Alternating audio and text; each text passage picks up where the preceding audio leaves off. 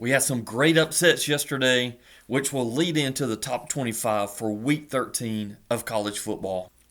We'll lead with my two teams that got knocked out this week. We have Louisville, who was my 19th ranked team. They got beat by Stanford 35 to 38. Then my next team, Washington State, who had moved all the way up to 17th, lost to New Mexico 35-38. Same score. Both teams lost to two teams that didn't have a winning record. And at Louisville, that's our fourth loss. I know it's Washington State's only second loss, but they haven't beat anybody, and to lose to a unranked team that's below 500, I just couldn't keep in my top 25. Now let's start on that 25 through 12. A non-ranked team moving into my top 25 would be the Syracuse Orangemen. They beat Cal 33 to 25. With so many teams getting beat, it's getting more difficult to kind of fill these last few positions, but Syracuse over the year has been playing pretty well, and that's why I put them in my top 25. Falling to 24th is Kansas State. I had them at 21, but with the loss to number 22 Arizona State, they got beat 14 to 24. They only have three losses. I think they're still one of the better Big 12 teams in that conference. So I'm going to leave them in my top 25. They actually play Cincy this weekend, and they'll need help to get into the Big 12 championship. At 23, moving up one spot for me, is the Iowa State Cyclones. They actually had a bye. They play Utah. They're one of the two teams that has two losses in the conference. BYU and Colorado only have one. Iowa State and Arizona have two. So they're still have a shot at that Big 12 championship, but they're going to have to win out.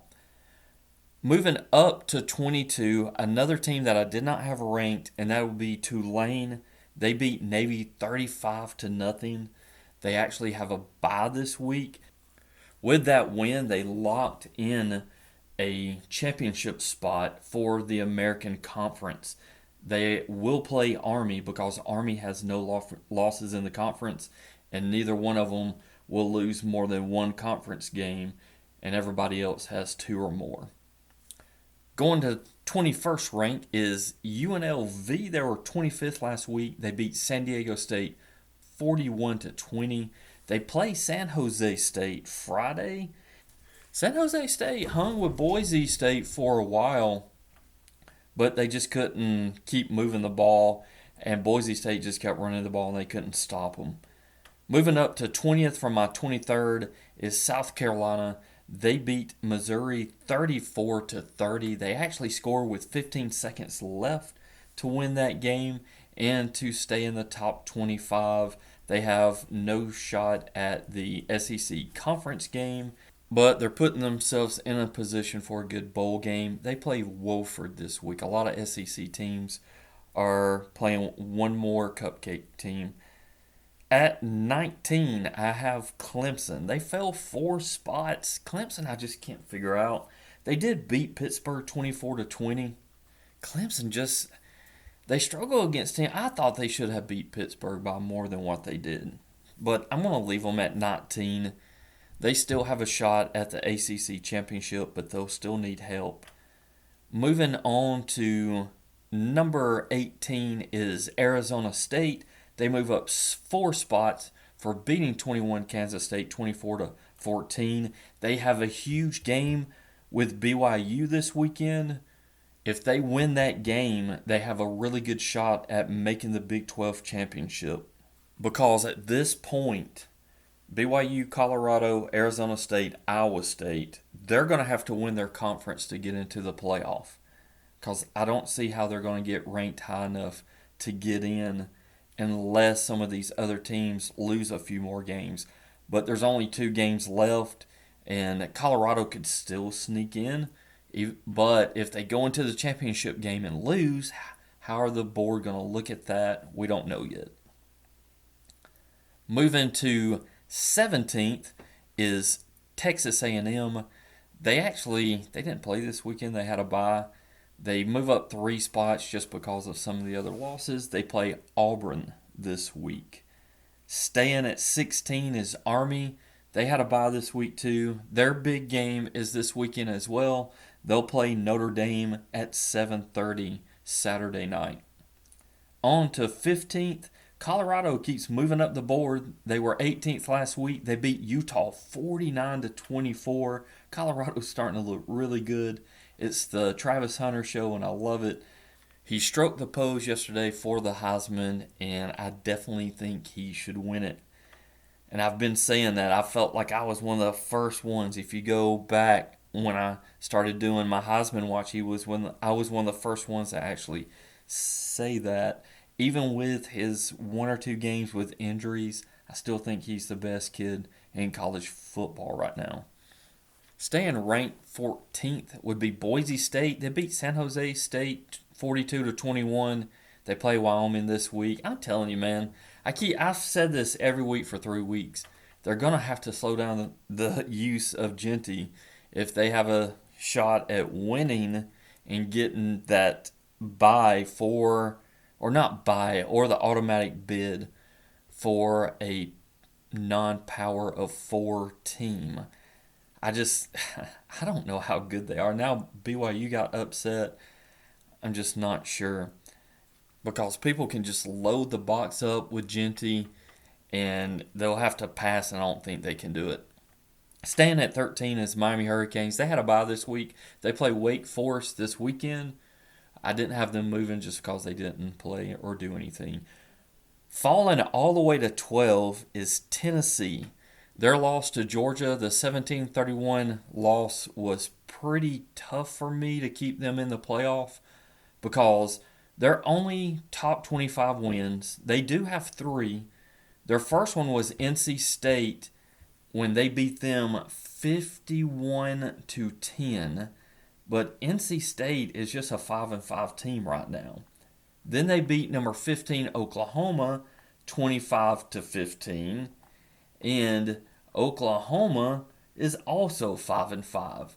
Now their win against Alabama, that's their key win. Now they have a loss against Arkansas and Georgia. I don't believe they're going to have a shot at the SEC championship now. So they're going to have to hope that some of these other teams like Indiana, Notre Dame, Penn State, one of those teams lose some more games for them to have a shot at getting into the playoff. But right now, I have them outside of the playoff and not going in. So that wraps up my 25 through 12, and then we'll go on to the bracket teams that will be playing in the playoff. Starting off with the top 11 teams, at number 11 you have the BYU Cougars. They fall from 3 to 11 for me because they lost to a team with a losing record, and that would be Kansas. They got beat 13-17. Their quarterback threw a huge interception at the end of the half that might have cost them the chance to stay undefeated. They actually play number 18 Arizona State this weekend. It's a big game. I think the winner of that will be the team that goes to the Big 12 championship, and then they'd either play Iowa State or Colorado. At number 10, just moving up 1 spot, is Penn State. They beat Purdue 49-10. Purdue is horrible this year. I debated on who I wanted to not be in the playoff, and it was between Penn State, BYU, and Tennessee. I kept BYU because they have a top 25 win, and that team is still in my top 25. And they have another top 25 win, which is SMU, and I still think that would keep them in. I'm still having problems with Penn State. Their only top 25 win is Illinois, and Illinois is not in the top 25. And I don't think they have a shot of getting back in the top 25. I just don't think Penn State's that good. They haven't played anybody, and when they do, look what Ohio State did to them. Anyway, going to number 9, moving up 1 spot, is SMU. They beat Boston College 38-28. They have Virginia this week, and it's one more stepping stone to get to that ACC championship game. which would absolutely lock their position if they won that conference championship. Falling to eighth from six is Notre Dame. They beat Virginia 35-14, and I keep reevaluating they beat number 24 Navy at one point. Navy's not ranked anymore. They're not really a good team. Louisville got beat again. That was another one of their teams that they've beaten in the top 25. Texas A&M is their other top 25 win. That Northern Illinois loss just keeps hanging over their head for me. And I just reevaluated. I have them at number 8. They're getting in because unless USC or Army beats them, their record will get them into the playoff. And then we'll see what happens. We'll see if they're actually a decent team or not. Staying at number 7 is Indiana. They had a bye. Their big game is this weekend. They play Ohio State, and we're going to get to see what they're about.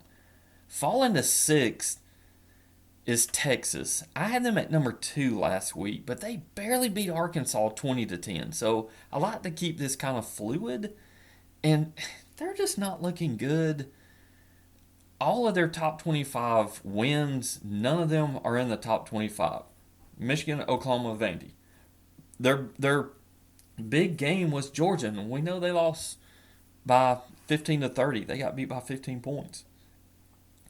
I know it's only one loss, but Texas is going to have to prove some more to me. They play Kentucky this weekend, and then the last game is Texas A&M, which could be huge because if both of them win this weekend, that game's going to decide who goes to the SEC championship between the two of them, as long as Texas A&M can beat Auburn as well. Moving all the way up to number 5 is Georgia. They beat Tennessee 31-17. They were my 12th position last week. I flip-flopped them. If they beat the number 5 team, I think they should be up there. Their only losses are Alabama, Ole Miss. That's their 2 losses. And you're about to see where they're ranked. And I have both of the teams that have beat them ranked ahead of them. And they've beat Texas, Clemson, and now Tennessee. To me, they have the most quality wins in the nation. And I'm not saying that because I'm biased. I am biased. But if you just look at what they've done, they've had the strongest SOS, and they keep winning some of the tough games. I know they had a really bad week about Ole Miss. I have a theory on that. Something wasn't right about that game. But I'm not going to get into it here. But I have Georgia moving up to number 5th.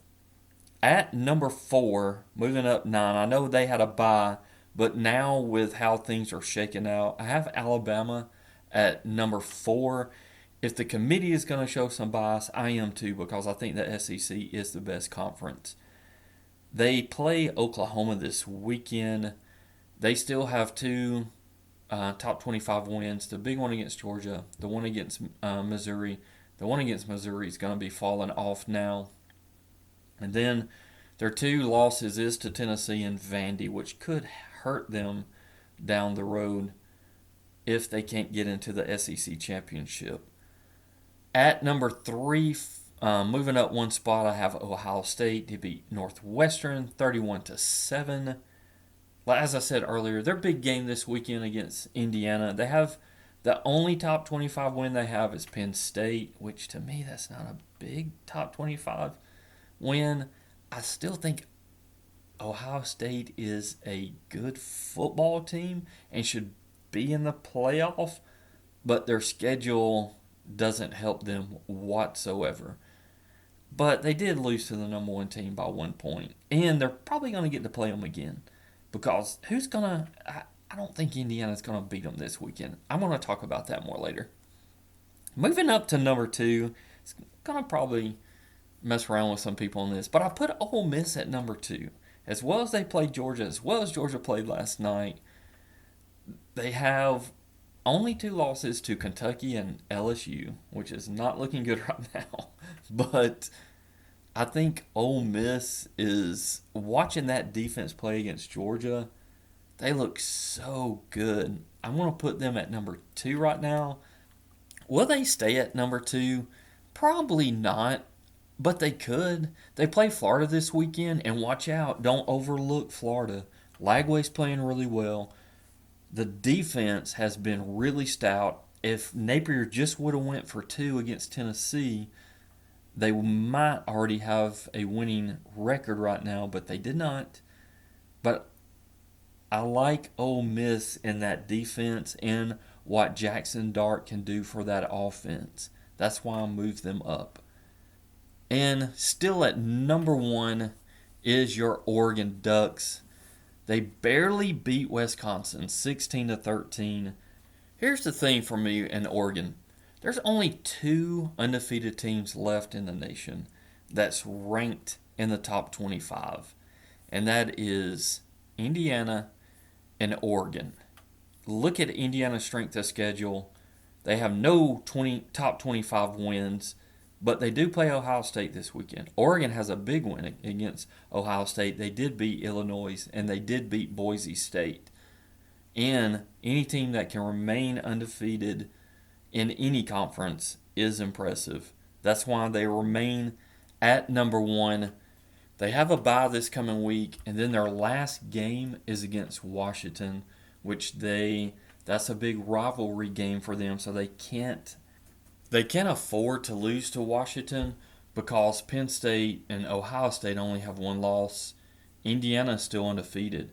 So if Indiana loses to Ohio State, they only got one loss. So you would have four teams potentially with only one loss. So who gets the tiebreaker? Oregon would get one over Ohio State, but I don't know what their tiebreakers are. And good Lord, you really don't need Penn State in there. I think Indiana would look better than Penn State at this moment. But that's it. That's my 11 through 1, the teams that are in the playoff. So let's look at the bracket. As always, we'll start in the top left-hand corner. We still have Oregon as the 1 seed.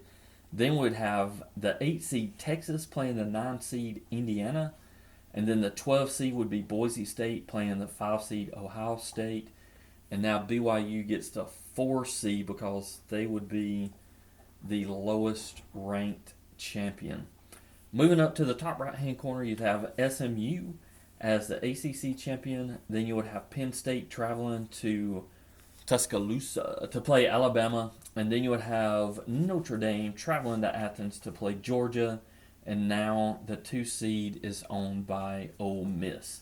So that is your playoff bracket leading into week 13. As you can see, I changed up some things. I want to change up my Heisman Watch just because it's only 2 weeks left in the season. And I think it's getting pretty close to who should be going. So I'm going to just mention the ones that would go to New York.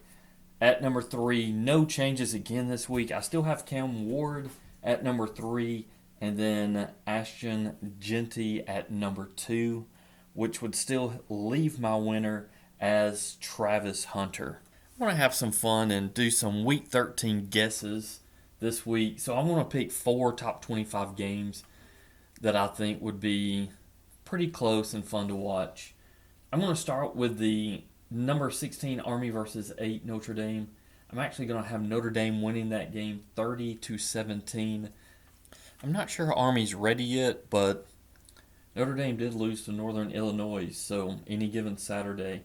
My next game would be number 2 Ole Miss versus Florida. Like I said earlier, watch out for that Florida game. I'm actually going to have it pretty close. I would think that Ole Miss would win 24-20 because both defenses are playing so well. But Ole Miss, be careful of that Florida game. The next one would be number 10 Penn State versus Minnesota. This would be my upset of the week. Minnesota 16, Penn State 13. It's supposed to be brutally cold for that football game.